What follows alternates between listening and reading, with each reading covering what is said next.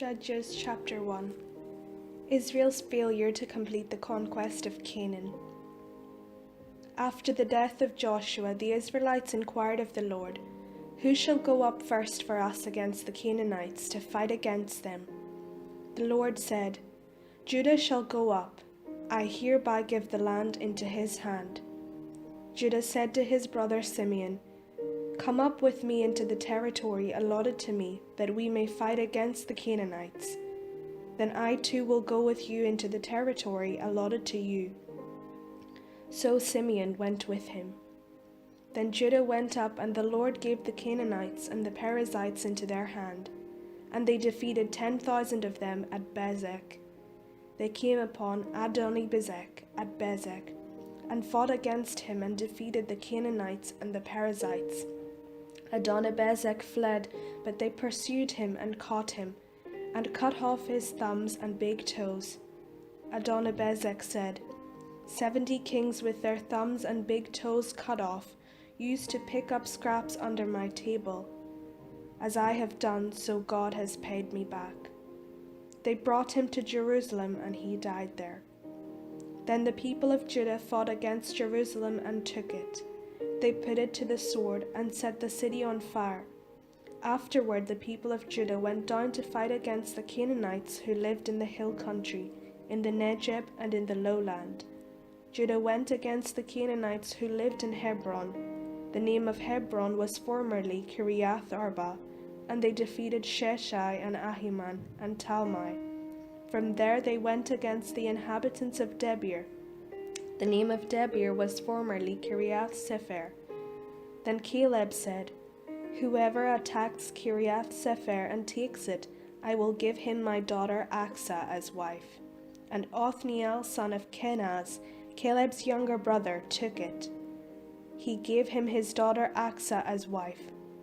When she came to him, she urged him to ask her father for a field.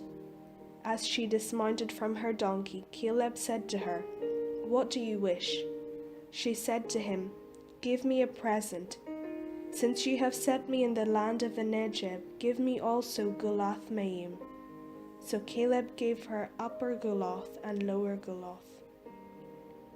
The descendants of Hobab the Kenite, Moses' father-in-law, went up with the people of Judah from the city of Palms into the city of Judah, which lies in the Negeb near Arad. Then they went and settled with the Amalekites. Judah went with his brother Simeon, and they defeated the Canaanites who inhabited Zephath, and devoted it to destruction. So the city was called Hormah. Judah took Gaza with its territory, Ashkelon with its territory, and Ekron with its territory. The Lord was with Judah, and he took possession of the hill country, but could not drive out the inhabitants of the plain, because they had chariots of iron. Hebron was given to Caleb as Moses had said, and he drove out from it the 3 sons of Anak. But the Benjaminites did not drive out the Jebusites who lived in Jerusalem. So the Jebusites have lived in Jerusalem among the Benjaminites to this day. The house of Joseph also went up against Bethel, and the Lord was with them. The house of Joseph sent out spies to Bethel. The name of the city was formerly Luz. When the spies saw a man coming out of the city, they said to him, "Show us the way into the city, and we will deal kindly with you." So he showed them the way into the city, and they put the city to the sword, but they let the man and all his family go. So the man went to the land of the Hittites and built a city and named it Luz. That is its name to this day.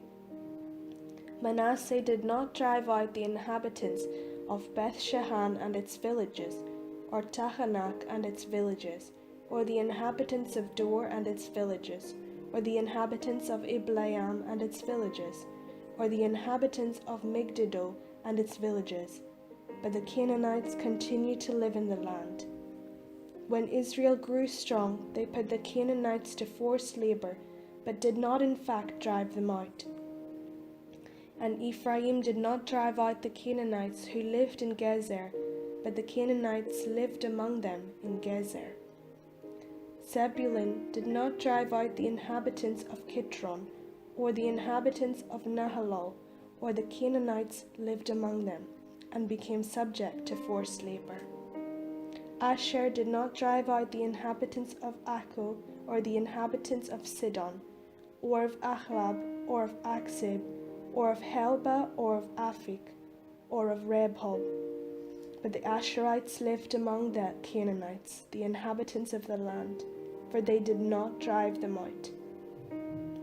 Naphtali did not drive out the inhabitants of Beth Shemesh, or the inhabitants of Bethanath, but lived among the Canaanites, the inhabitants of the land. Nevertheless, the inhabitants of Beth Shemesh and of Bethanath became subject to forced labor for them. The Amorites pressed the Danites back into the hill country. They did not allow them to come down into the plain. The Amorites continued to live in Har-Heres, in Aijalon, and in Shaalbim, but the hand of the house of Joseph rested heavily on them, and they became subject to forced labor. The border of the Amorites ran from the ascent of Akrabbim, from Selah and upward.